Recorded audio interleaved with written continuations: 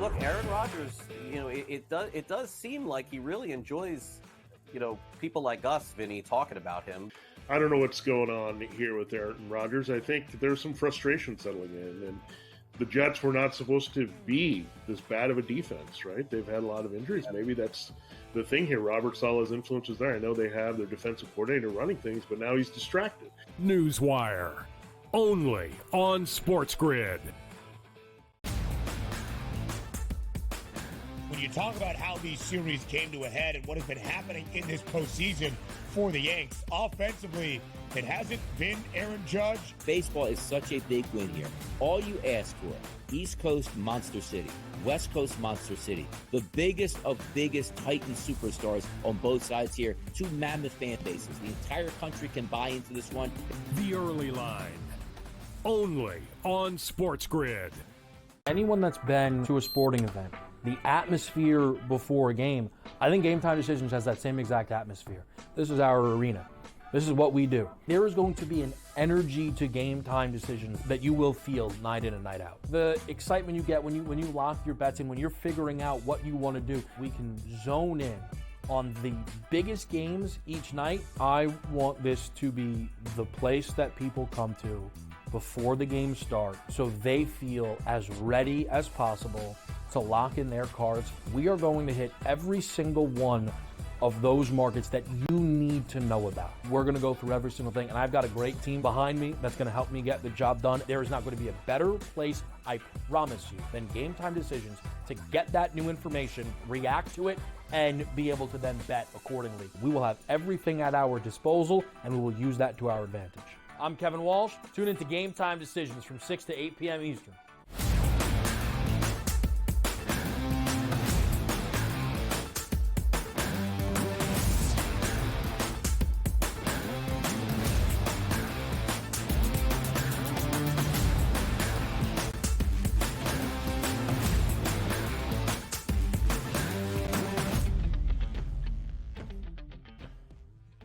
Live right here on the Early Line on SportsGrid, we welcome you to hour number 2 of this Monday. And what a fun Monday it is. Donnie Rightside and myself, Ben Stevens, get to sit in our armchair and play Monday morning armchair quarterback, recapping a wild Sunday slate in week number 8 around the NFL. DRS, one of the least wild games of the day. The Buffalo Bills, 3-point road favorite in Seattle, taking on the Seahawks. Buffalo had won 2 straight. The Seahawks pulled off a huge upset last week in Atlanta. Seattle, an interesting team. They won their first 3 games of the year, lost their next 3, upset win last week in Atlanta against the Falcons. I think we see a pretty mediocre football team in the Hawks the rest of the way. Buffalo blows them out on a rainy Sunday afternoon in the Northwest, 31-30. Buffalo covers as a 3-point favorite. 3 straight wins for the Bills after a 3-0 start of their own, then dropping 2 straight. They have covered in all 3 victories. I love this team. I love the Buffalo Bills. Like, if you're trying to put together an offense, you know how much I get on the lines. But, that's my favorite team in the NFC. They win at every level. The Buffalo Bills are now doing that. An elite quarterback that finally threw an interception, and it didn't matter because they won the game by 3 touchdowns. James Cook, who looks like he's one of the best running backs in the NFL. 17 carries, 111 yards, and 2 touchdowns. The wide receiver position, Khalil Shakir, one of my favorite slot receivers in the rain. 9 catches for 107. Keon Coleman coming on now, 5 catches, 70 yards, and a touchdown. You get Amari Cooper. He has 1 catch for 3 yards. You say, whoa, he's really not fitting in. No, this is why it's perfect. Defenses now just can't say, I got a rookie on one side, we'll handle him. I have a good slot receiver. Let's make sure we put our best corner on him, and nobody else can beat us here. The fact that you have 2 tight ends that can get open and make catches here. I love this Buffalo Bills team. It didn't surprise me one bit. I thought Seattle was in trouble once it announced that DK Metcalf was not going to play. But if you are going to come into that game as the Buffalo Bills defense in the rain against a team, it's like, you know what? I think we can play ground and pound. 17 carries, 32 yards. That's all Seattle had to offer yesterday on the ground. The Buffalo Bills, look, I understand the Ravens lost yesterday. What an embarrassing loss that was overall. But the Buffalo Bills now starting to, as we like to say, circle the wagons. That offense is complete, and that offense will be able to compete with anybody in the NFL. How good or bad that defense is, I'm so impressed by the Bills offense week to week now. And Amari Cooper did very little yesterday. I believe just 1 grab in the football game against the Seahawks. Yeah, 1 catch on 2 targets for 3 yards. Buffalo is now 6-2. The Bills look to be that AFC title contender. And the Ravens probably still are. But what a game yesterday in Cleveland. Enter Jameis Winston. His pregame interview with the CBS broadcast crew. Unwavering faith. Unwavering faith. It is what he has. His pregame tunnel speech to his teammates where he realized the Browns have no helmet decal and still went on to motivate his team. Man. The Browns come back, DRS, to snap a 5-game losing skid to knock off the Ravens, who were on a 5-game winning streak, 29-24. As a 7.5-point underdog outright, Jameis Winston throws for more than 303 touchdowns. Cleveland's got a quarterback for the rest of this season. It's crazy. Like, tell me, give me the crystal ball and let me read the box score. What did Lamar do against the Browns? 289 yards, 2 touchdowns, no interceptions. Well, how about Derrick Henry? 11 for 73 and a touchdown. Did Lamar run it all? Yeah, 8 for 46. And who'd they play? The Browns? That's 24-3. That's the final score. The Ravens went easy, only to get beat 29-24 because Jameis Winston was out here having the time of his life, no pressure, throws 41 times against a banged-up secondary, which is what you're supposed to do. 3 touchdowns, but the more impressive thing, he didn't have an interception, which is incredible. How did Jameis Winston 41 passes? That's supposed to be at least 5 interceptions out of Jameis. That didn't happen yesterday. Well, Tillman 7 for 99. Elijah Moore 8 for 85. Judy 5 for 79. This is what I talk about so many times. And yes, tonight we are going to see the Pittsburgh Steelers take on the Giants. The reason I'm bringing that game up right now is when you get a quarterback that can throw the football and the wide receivers know it, they get excited and they perform. Case in point yesterday, Deshaun Watson couldn't get anybody the football. Amari Cooper's like, get me out of here. I can't play anymore. Now Jameis Winston is firing it. These guys are running routes knowing they can get the football. Invigoration in Cleveland. And by the way, the Ravens, I'm not letting you off the hook. You can't lose that game. That is embarrassing, man. It really is. And they did score with Derrick Henry, who had a huge fourth quarter with just over 2.5 minutes left. Again, it felt like the Ravens were struggling all day. They were going to win the football game and get out of there with an ugly victory. And we'd still be praising Jameis for a great game. You got the Jameis Winston experience yesterday. The pregame optimism and hype in the speeches that he gives is one of the great orators in all of the National Football League. And you mentioned no interceptions, DRS, with just over a minute. He should have been picked. He floated one into the arms of Kyle Hamilton, who plays for the Flock, who just dropped it. It maybe was too easy that he dropped it. And in the very next play, the 38-yard touchdown toss to Cedric Tillman. The experience in 2 plays for Winston and the Browns. Believe me, Flacco, who led this team to the postseason last year, threw a lot of interceptions. Jameis is going to throw some interceptions before this year is through. But last night, 27 of 41, 334, and 3 touchdowns. The Ravens have now lost multiple games this year, booked as more than a touchdown favorite. Something to worry about a little bit. 5-game win streak. Derrick Henry had at least 92 yards in all, at least 15 carries in the first 6 games of this year, or 7 games of this year. Yesterday, only 11 attempts, his season low for just 73 yards. Huge game yesterday, DRS, in Tampa in the NFC South between the Falcons and the very short-handed Buccaneers. Tampa was trying to make its way back. Atlanta holds on. 31-26, the victory for the Dirty Birds. They win and cover as a slight 1.5 favorite on the road in Tampa. Over 47.5, 2 high-scoring affairs between these 2 NFC South divisional foes this season. But, Donnie, speaking of the NFC South division, the Falcons a huge victory to already sweep this South season series. It will put them in front of the Bucs maybe for the entirety of the year. Yeah, it should. And like my preseason pick coming into it was the Atlanta Falcons. Wasn't giving up on them early here. Was Kirk Cousins not healthy? Was he not? You're blowing football games. Doesn't matter. You now sit 5-3 in that division in first place after scoring 31 points, which included Kirk Cousins. Was like, hey, is it time to go to Michael Penix? Not necessarily. 276, 4 touchdowns, no interceptions. Bijan was decent on the ground. You actually have Kyle Pitts sightings all over the place now. 2 deep touchdown passes. Liked what I saw of the Falcons, but it is like the NFL. NFL teams take their foot off the gas pedal. The Buccaneers made it really close in the second half. But what did you want? Baker Mayfield threw 50 times without his 2 top targets. You knew it was probably going to end badly, and it did. 330 yards for Baker, 3 touchdowns. He's got 21 touchdown tosses this year, most in the NFL, but also had multiple interceptions yesterday. He's got 7 INTs in the last 3 games for the Buccaneers, who have been a great underdog. 9-4 ATS last year as a dog in Baker's first year in Tampa Bay. Outright victory 7 times. Won outright in their first 2 games as an underdog this season. Now have not covered in 3 straight. Somehow, some way, the Arizona Cardinals, even 500. And Chad Ryland, the second-year kicker from Maryland, is delivering in crucial spots for the Cards. But, of course, the story of yesterday entering Tua Tagovailoa's return. You can see what he means to this Miami offense, who had not scored more than 20 points in any game this year. The Dolphins scored 27. But Kyler leads the Cardinals on a comeback. Chad Ryland, in his 4th game with this team, his 3rd walk-off field goal in the last 4 weeks for Arizona. The Cardinals are 4-4. They have won outright a bunch as an underdog this year, 3 times in the last 4 weeks. Yeah, you got to give it up to Jonathan Gannon, head coach here, keeping this team together. It's also like, which Sunday do you get to pick? The team that wants to fight the other teams or the team that wants to lay down? Yesterday, they wanted to fight. They got down and looked like the Dolphins were going to run away with the victory. Weren't able to do it. Connor, good day, but how about this? McBride and Harrison. Marvin Harrison Jr., 6 for 111. Step up, kid. He did. Big win for the Cards in the playoff picture now. Yes, they certainly are. A touchdown grab for MHJ as well. More around the NFL to complete the Sunday slate next.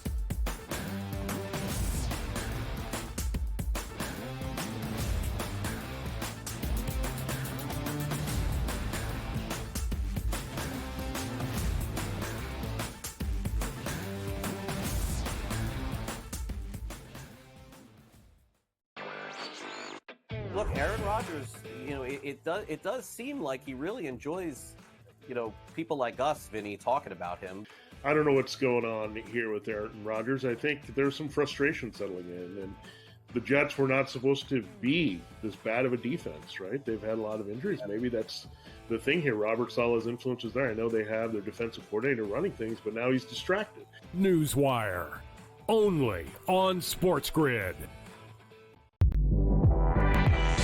Did they talk about the play they ran at the end of the game when it was the worst player screen I've ever seen in the history of basketball? No. See, here's what you got to do, Sherwood. I respect you. You're fantastic. But damn it, don't blame the officials. When you have a game like this that close, there's about 100 or 1,000 different things you could have done differently that could have won you the game. Betting above the rim, only on SportsGrid. Anyone that's been to a sporting event, the atmosphere before a game, I think Game Time Decisions has that same exact atmosphere. This is our arena. This is what we do. There is going to be an energy to Game Time Decisions that you will feel night in and night out. The excitement you get when you lock your bets in, when you're figuring out what you want to do, we can zone in on the biggest games each night. I want this to be the place that people come to before the games start so they feel as ready as possible to lock in their cards. We are going to hit every single one of those markets that you need to know about. We're going to go through every single thing, and I've got a great team behind me that's going to help me get the job done. There is not going to be a better place, I promise you, than Game Time Decisions to get that new information, react to it, and be able to then bet accordingly. We will have everything at our disposal, and we will use that to our advantage. I'm Kevin Walsh. Tune into Game Time Decisions from 6 to 8 p.m. Eastern on SportsGrid.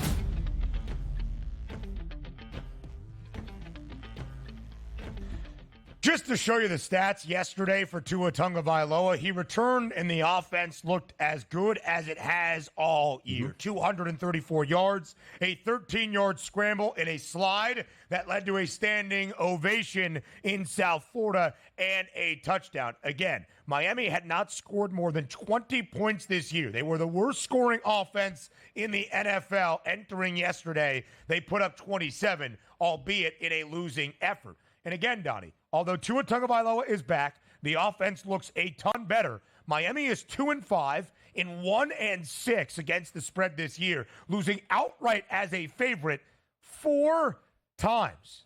There's not a lot of time left for Miami to turn it around. Can the Dolphins even factor into the playoff conversation the rest of the way?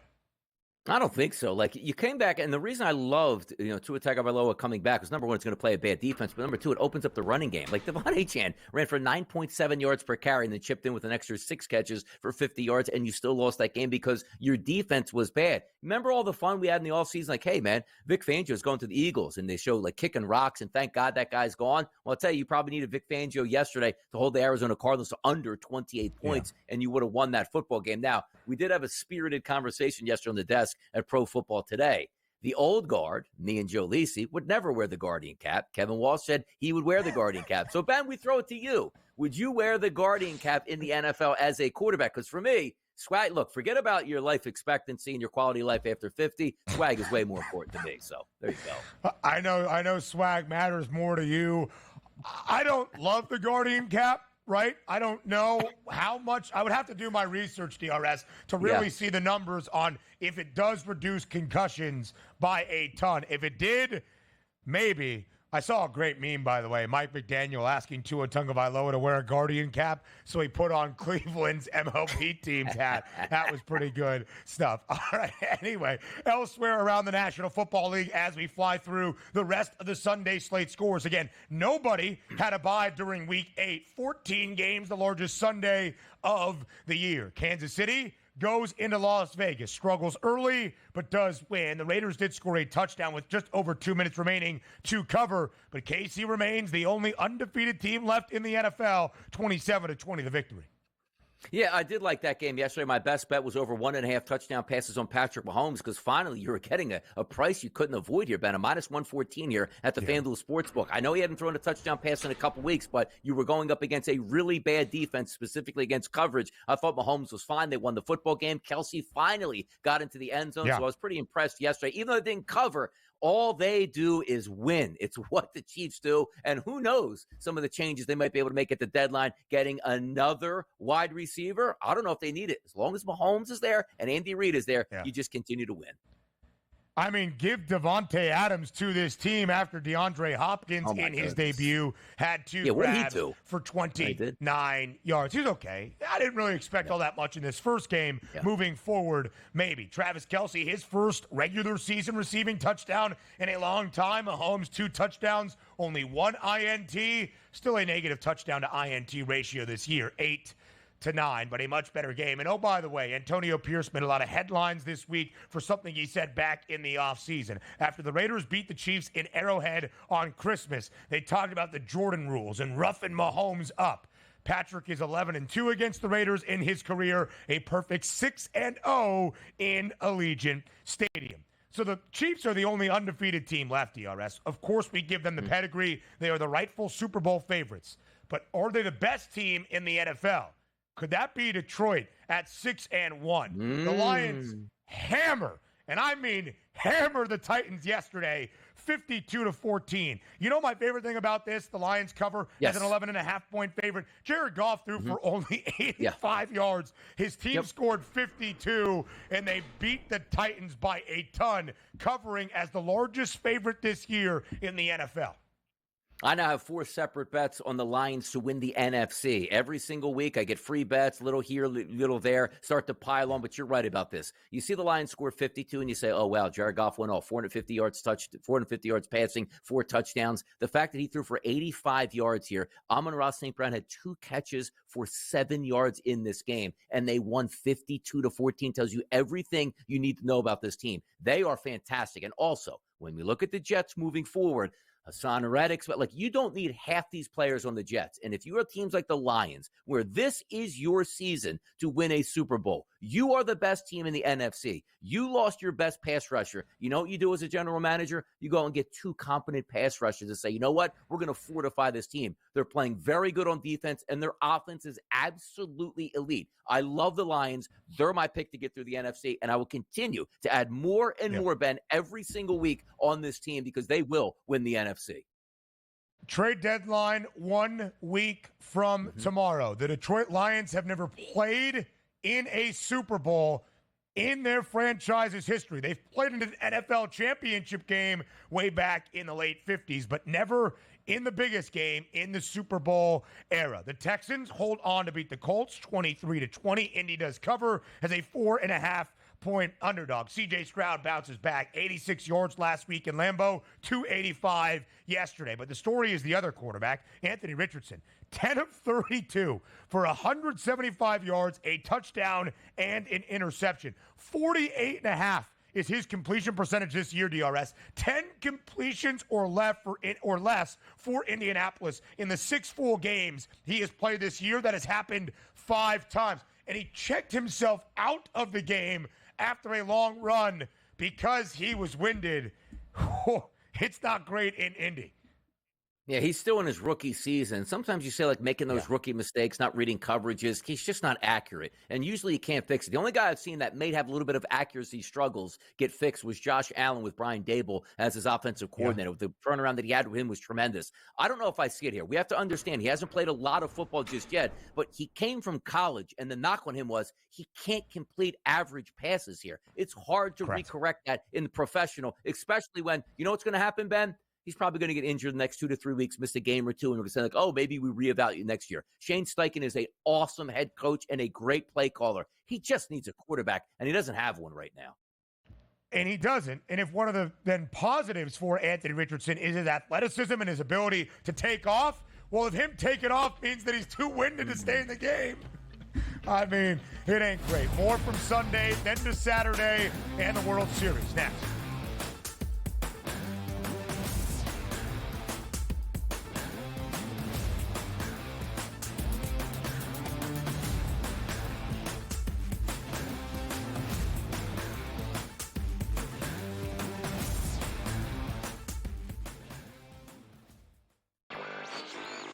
Look, Aaron Rodgers, it does seem like he really enjoys, people like us, Vinny, talking about him.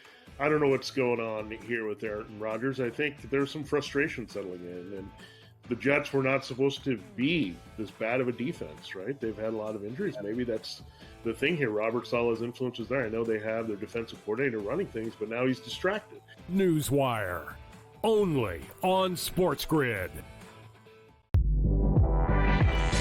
Did they talk about the play they ran at the end of the game when it was the worst player screen I've ever seen in the history of basketball? No. See, here's what you got to do, Sherwood. I respect you. You're fantastic. But damn it, don't blame the officials. When you have a game like that close, there's about 100 or 1,000 different things you could have done differently that could have won you the game. Betting above the rim, only on SportsGrid. Anyone that's been to a sporting event, the atmosphere before a game, I think Game Time Decisions has that same exact atmosphere. This is our arena. This is what we do. There is going to be an energy to Game Time Decisions that you will feel night in and night out. The excitement you get when you lock your bets in, when you're figuring out what you want to do, we can zone in on the biggest games each night. I want this to be the place that people come to before the games start so they feel as ready as possible to lock in their cards. We are going to hit every single one of those markets that you need to know about. We're going to go through every single thing, and I've got a great team behind me that's going to help me get the job done. There is not going to be a better place, I promise you, than Game Time Decisions to get that new information, react to it, and be able to then bet accordingly. We will have everything at our disposal, and we will use that to our advantage. I'm Kevin Walsh. Tune into Game Time Decisions from 6 to 8 p.m. Eastern on SportsGrid.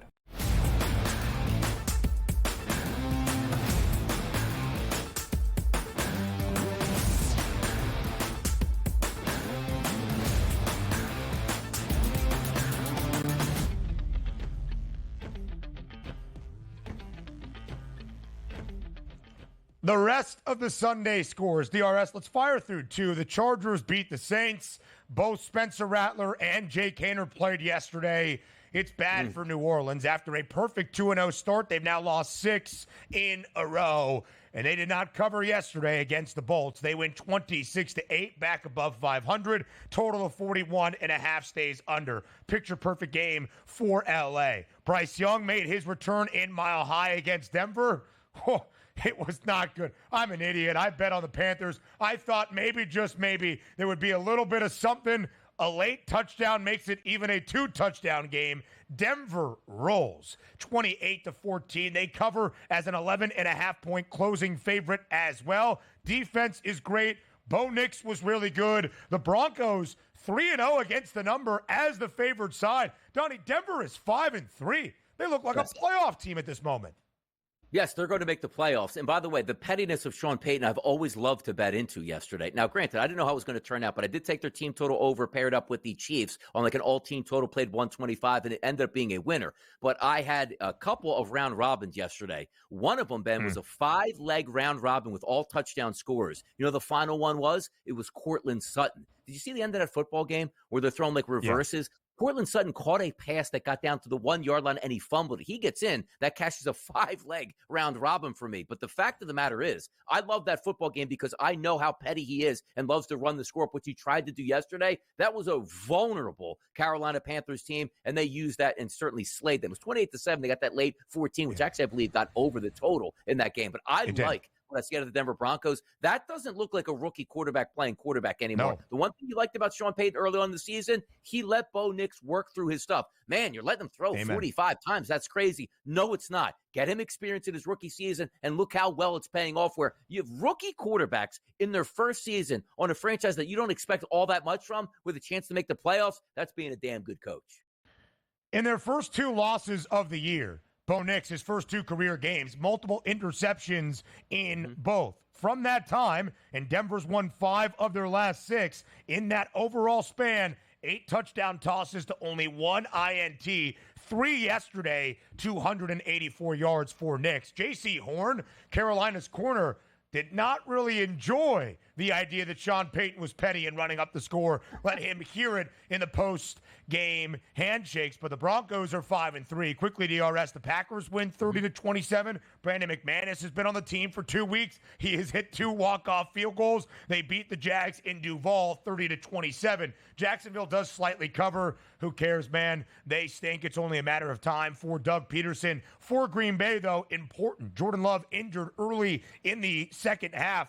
Malik Willis, 4 of 6, 56 yards, a touchdown, 23 yards on the ground. Donnie, Malik Willis, 3rd-round draft pick now 3 years ago for Tennessee, played in a bunch of games, started a few at the end of his rookie year, never threw a touchdown. Has thrown a touchdown in all 3 games he has appeared in at least in full for the Packers. Matt LaFleur has figured something out with this guy, and Green Bay keeps winning football games, now 6-2.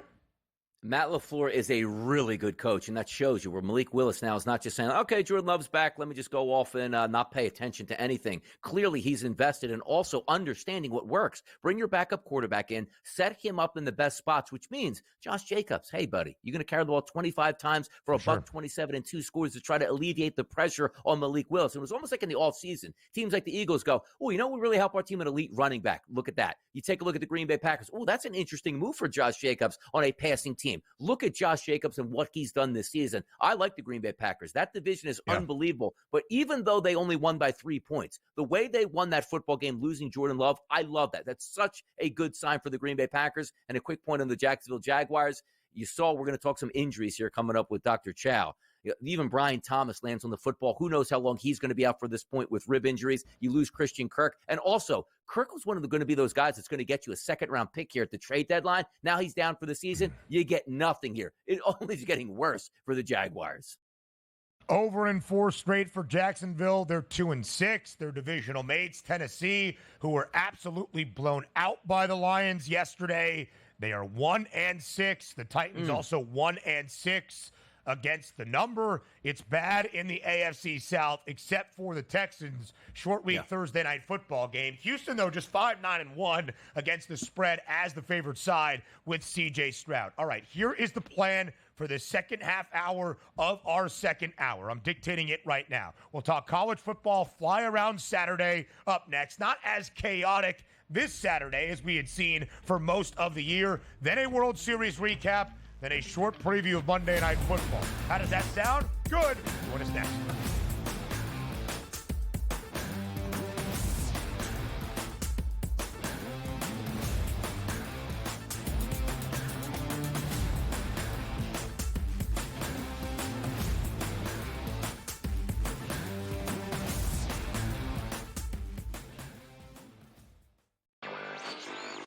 Look, Aaron Rodgers, it does seem like he really enjoys, people like us, Vinny, talking about him.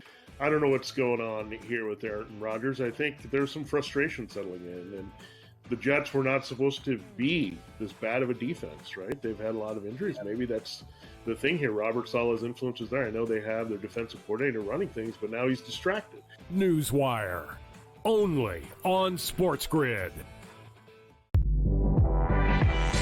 Did they talk about the play they ran at the end of the game when it was the worst player screen I've ever seen in the history of basketball? No. See, here's what you got to do, Sherwood. I respect you. You're fantastic. But damn it, don't blame the officials.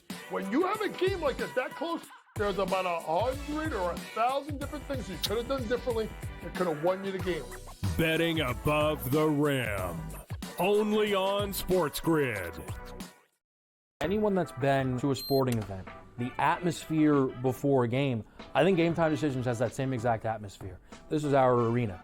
This is what we do. There is going to be an energy to Game Time Decisions that you will feel night in and night out. The excitement you get when you lock your bets in, when you're figuring out what you want to do, we can zone in on the biggest games each night. I want this to be the place that people come to before the game starts so they feel as ready as possible to lock in their cards. We are going to hit every single one of those markets that you need to know about. We're going to go through every single thing, and I've got a great team behind me that's going to help me get the job done. There is not going to be a better place, I promise you, than Game Time Decisions to get that new information, react to it, and be able to then bet accordingly. We will have everything at our disposal, and we will use that to our advantage. I'm Kevin Walsh. Tune into Game Time Decisions from 6 to 8 p.m. Eastern on SportsGrid.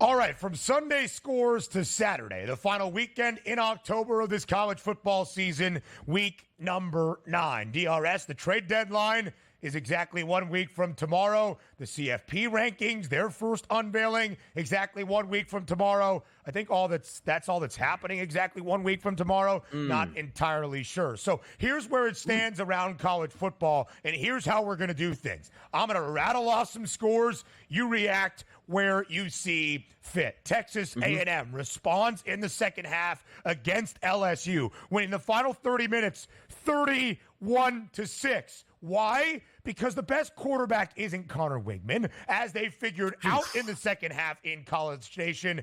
It's the true freshman Marcel Reed, who only threw the football twice for 70 yards, but had 3 rushing scores, A&M rallies, to knock off LSU in a hugely impactful SEC Saturday, 38-23. A&M covers as a slight home favorite. Alabama shows their resolve at home after their second loss, handling Missouri. Listen, Missouri's a top 25 team somehow, some way. They're not really. They've been getting housed by anybody with a pulse. Alabama, though, does blank them to win 34-zip. And speaking of a bounce-back spot, the Longhorns were tested in Nashville. Vandy does cover as an 18.5-point underdog. The Commodores a perfect 5-0 ATS as an underdog this year. But Texas does hold on for a victory, 27-24.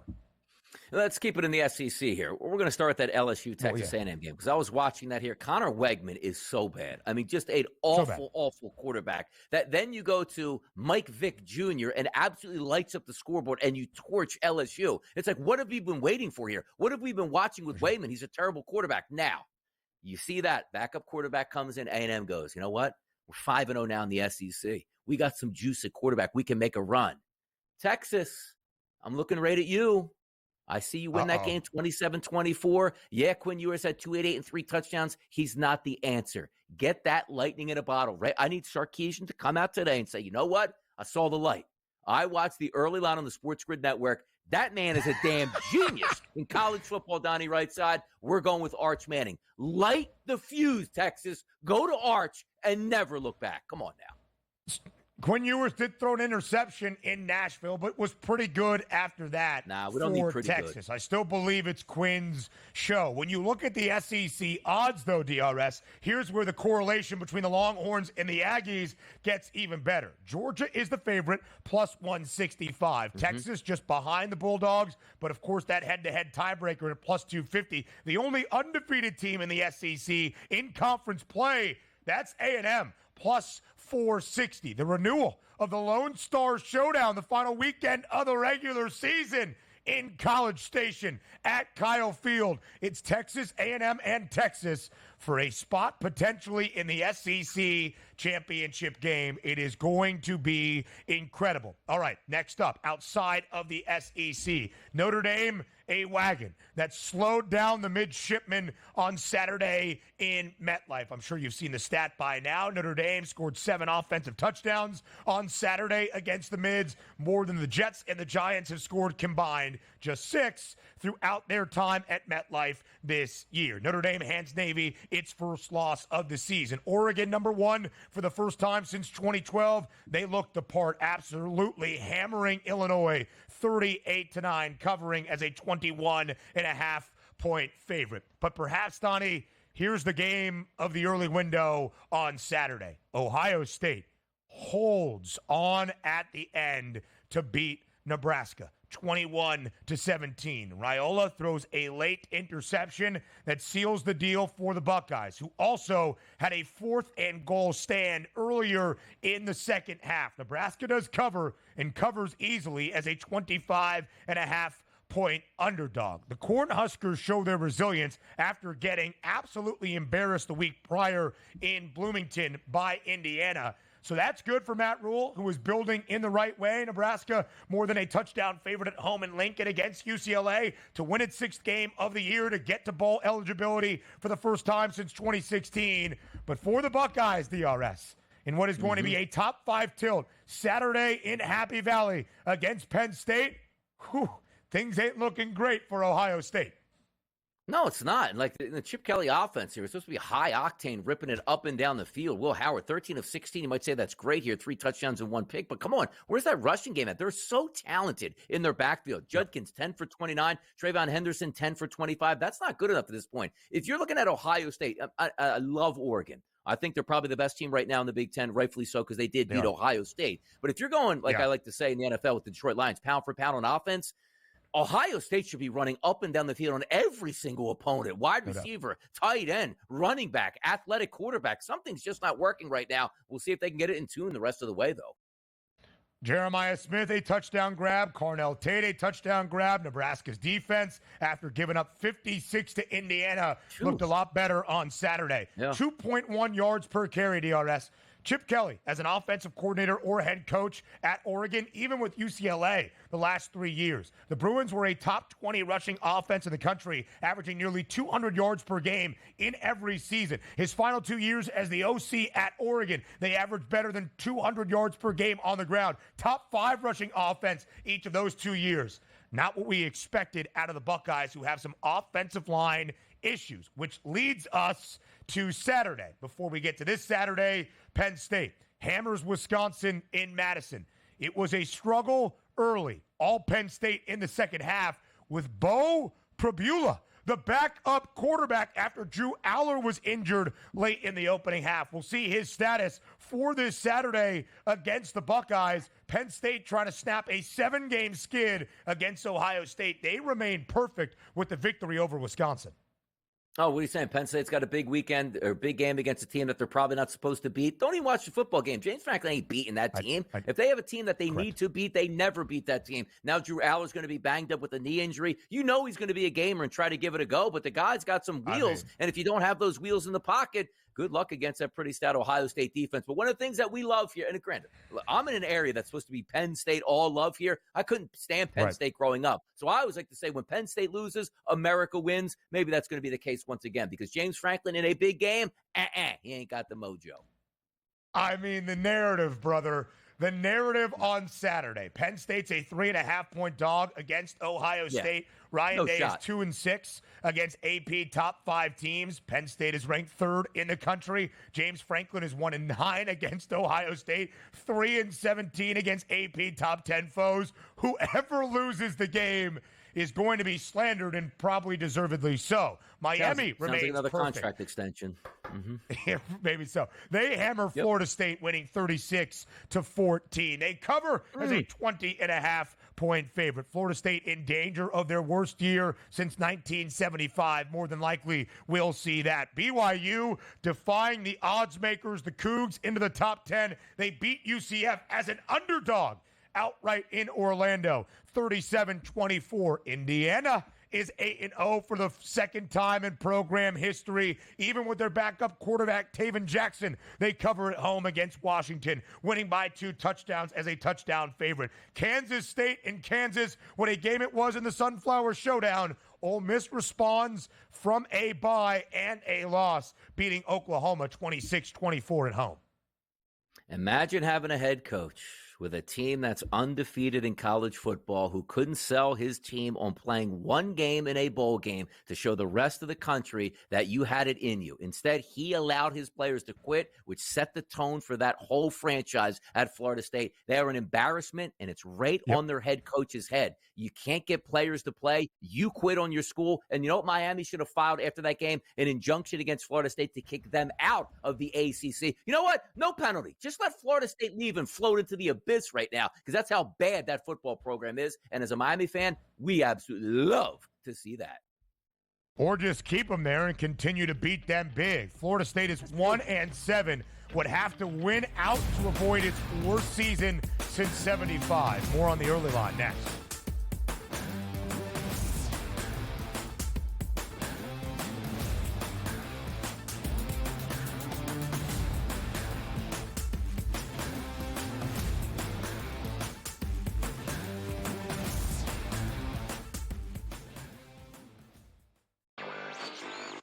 Look, Aaron Rodgers, it does seem like he really enjoys, people like us, Vinny, talking about him.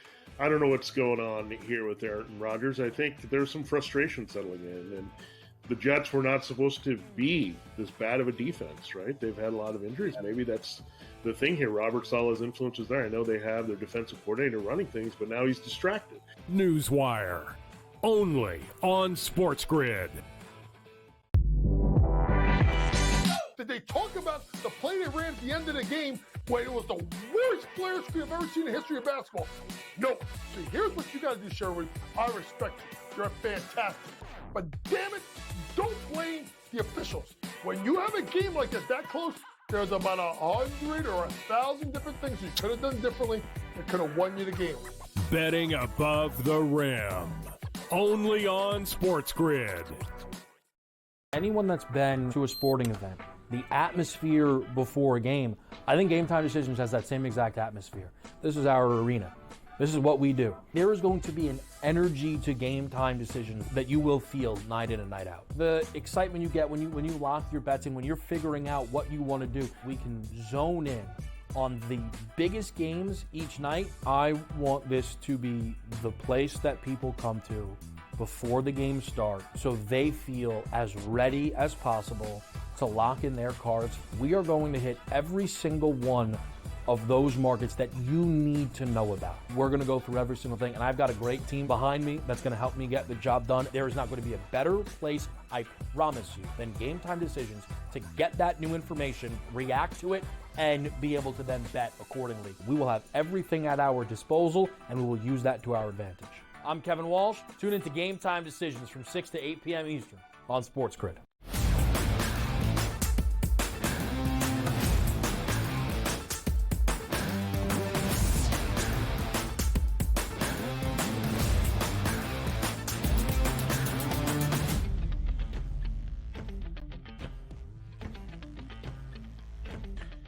How about a World Series that started on Friday night with heroics and drama? In fact, history. Freddie Freeman, DRS, a grand salami in extras of game number 1. In the home half of the 10th, he sends it into right field, reminiscent of the 1988 World Series, and a walk-off home run in game number 1 of the hobbled Kirk Gibson. Freddie Freeman, who missed games in the NLCS with an ankle injury against the Mets, or maybe in the NLDS against the Padres, sends the Dodgers to a 1-0 series advantage, and Freddie Freeman was not done in game number 2, a home run as well, joining both Tommy Edman, the NLCS MVP, and Teoscar Hernandez, who all homered against Carlos Rodon in the first 3 innings of that game as the Dodgers hold on late. Top of the 9th we go. Juan Soto leads off with a base knock. Giancarlo Stanton sends him home.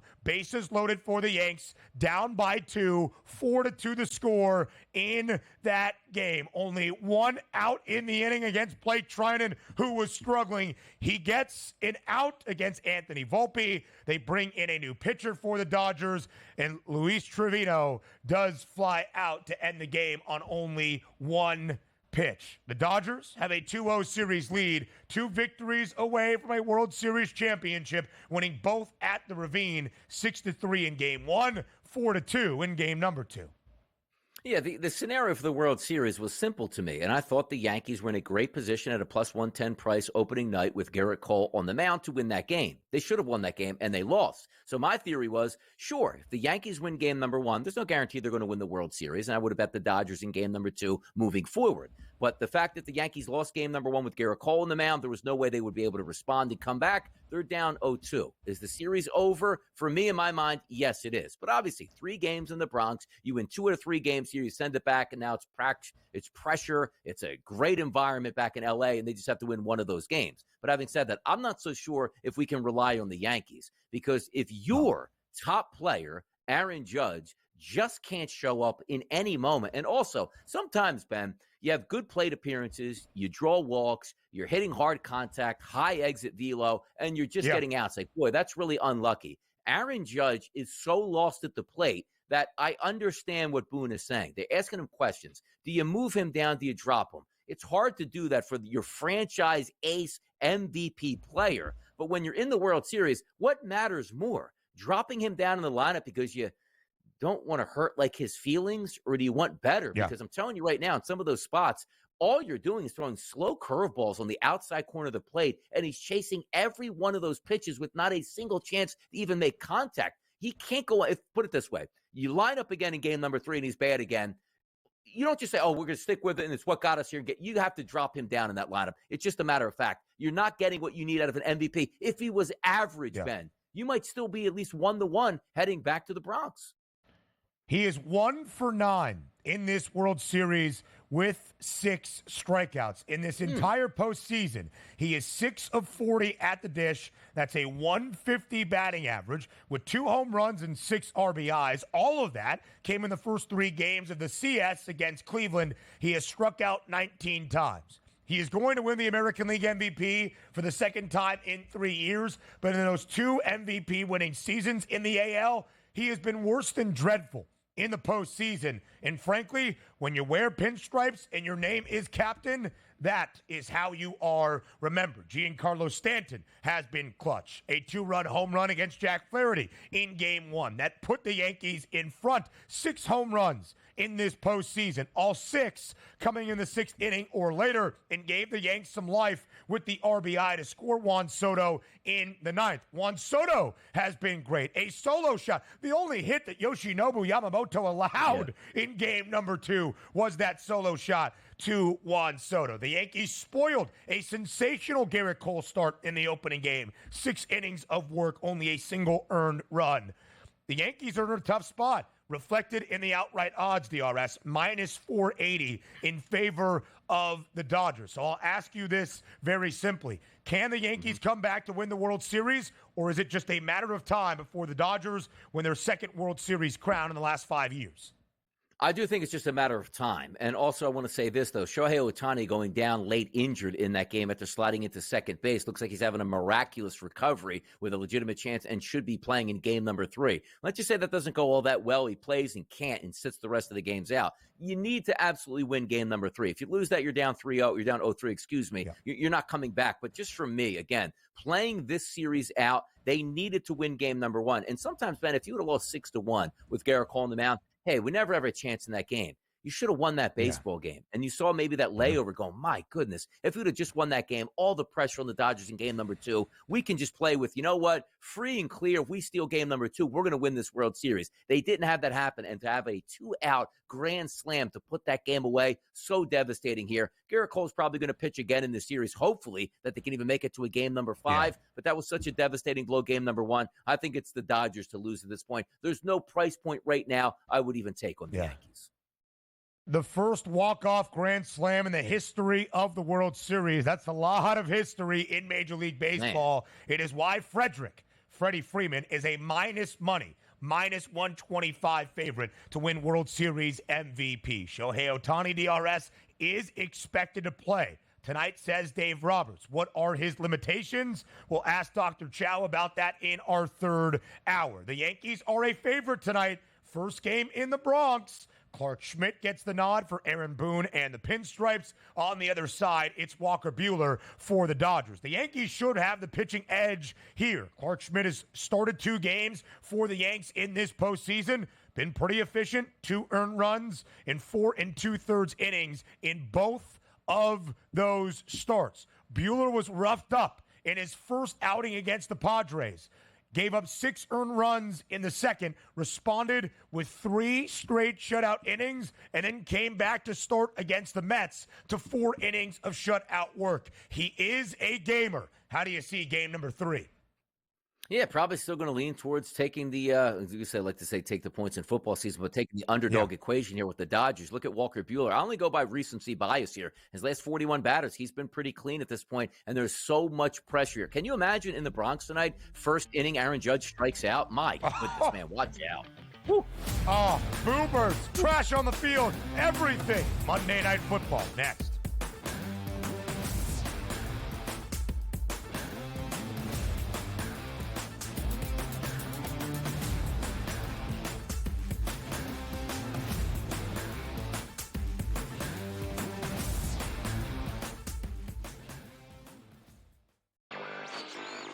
Look, Aaron Rodgers, it does seem like he really enjoys, people like us, Vinny, talking about him. I don't know what's going on here with Aaron Rodgers. I think there's some frustration settling in, and the Jets were not supposed to be this bad of a defense, right? They've had a lot of injuries. Maybe that's the thing here. Robert Saleh's influence is there. I know they have their defensive coordinator running things, but now he's distracted. Newswire, only on SportsGrid. Did they talk about the play they ran at the end of the game when it was the worst player screen I've ever seen in the history of basketball? No. See, here's what you got to do, Sherwood. I respect you. You're fantastic. But damn it, don't blame the officials. When you have a game like that close, there's about 100 or 1,000 different things you could have done differently that could have won you the game. Betting above the rim. Only on SportsGrid. Anyone that's been to a sporting event, the atmosphere before a game, I think Game Time Decisions has that same exact atmosphere. This is our arena.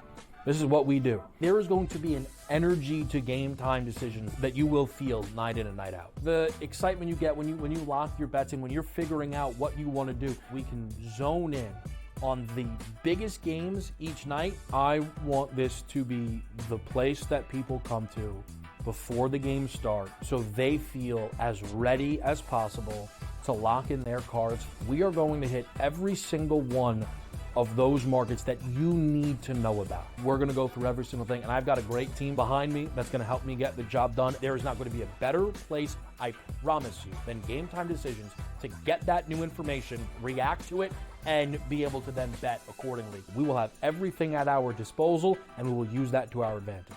I'm Kevin Walsh. Tune into Game Time Decisions from 6 to 8 p.m. Eastern on SportsGrid.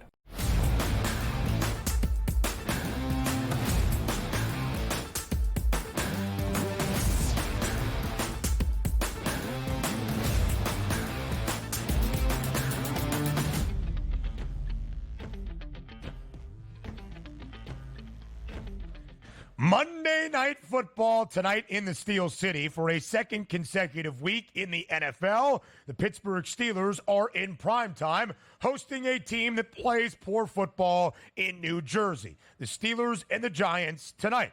5.5-point spread now in favor of the Steelers. If you want to take the 5.5, it says 6.5 there. But if you want to lay the 5.5, you got to pay for it. It's minus 120 in terms of the juice. 36.5 is that total for a primetime game in Pittsburgh. Donnie, how do you start to break down Monday Night Football?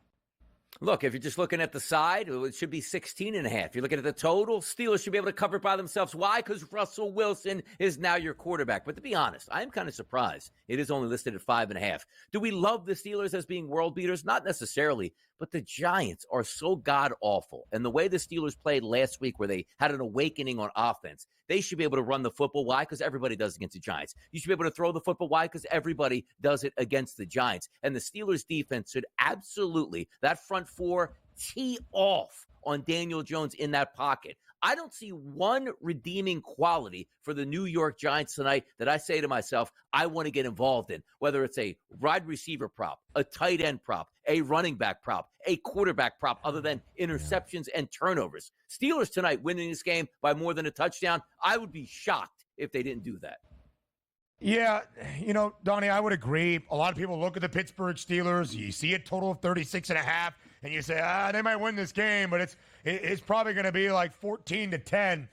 Not necessarily, man, with where the Steelers have been as a favorite post Big Ben. Again, that was the start of the 2022 NFL campaign. They covered last week as a underdog at home against the New York Jets, of course, winning that game outright. But DRS, a favorite 18 times, just 18 times in the last now 2+ years in the NFL.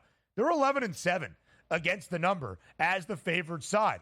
They actually do cover to a decent hit rate as they are a winning football team. Now, meanwhile, for the New York Giants, this will be game number 23 for the G-Men, booked as an underdog consecutively. Week number 2 last year against the Cardinals, a slight favorite. They won that football game. Every other game since that point, an underdog. They are, in the previous 22, 11-10-1 against the spread. But, Donnie, there's not much else outside of that. And when you look at Daniel Jones, it's kind of hard to feel confidence that they are going to score points against the NFL's best scoring defense. Daniel Jones hasn't been terrible. It's maybe not all on him, but last week against Philadelphia, less than 100. 99 yards, no touchdowns, I guess no interceptions. How do you compare these quarterbacks tonight as we look at Russell Wilson as well? No brainer. And the question is going to be, does Russ even need to throw for over 200 yards in this game? Because you look at the last 2 games for the Giants, they were wretched. I mean, they scored 7 points against Cincinnati when everybody lights that scoreboard up like a Christmas tree against that defense. And against the Philadelphia Eagles, they were dead to rights the minute that game started. And last week, the Philadelphia Eagles sacked Daniel Jones, or should I say Giants quarterbacks, 8 times in that game. Usually when you go to the FanDuel Sportsbook and say, let me take a look, Ben, at some defensive props. A really good player who should get sacks, minus 120, minus 140, minus 150. TJ Watt tonight to get a sack, minus 230. They are going to absolutely crumble that pocket tonight and embarrass the New York Giants. DRS, they've only covered in 1 of their 5 losses this year. Short week Thursday Night Football against the Cowboys. Lost that game by 5, covered as a 5.5-point dog. The total is low for a reason, 36.5. It's because of how bad the Giants have been offensively and also the fact that New York has been under in 6 of 7 games. The Steelers started the year under in 3 straight, now over in 3 of their last 4. The Steelers have scored 32-plus points in their last 2. Whether it's Justin Fields or Russell Wilson, it's been pretty good. Donnie, we'll finish with this. We'll have a lot more on this game on the other side, even getting the public assessment to where things are. Do you think Daniel Jones remains the starter for the G-Men the rest of the year? Or like last week, might we see some more Drew Lock the remainder of the way? And now here's what we need. Giants fans, stick with me here because I'm an NFC East guy, and it was much more fun when 25 years ago the Giants used to be able to compete in the NFC East, it feels like. But now let's go over this. If you just keep Daniel Jones in there, he won't be your quarterback next year. If you just keep Daniel Jones in there, Brian Dable won't be your coach next year. If you just keep Daniel Jones in there, Joe Shane will not be your general manager. And if any public shame out there, maybe Mara sells to the Tisch family where they can take over 51% ownership just to wipe that stain out of that franchise. Stay with the plan. You'll be better because of it. Don't get any wins here. Keep Daniel Jones. Be as embarrassing as you can be, and changes will be made. Don't change from Daniel Jones. Keep Daniel Jones. You'll be better off in the long term. Unbiased insight from the NFC East guy. Hour 3 next.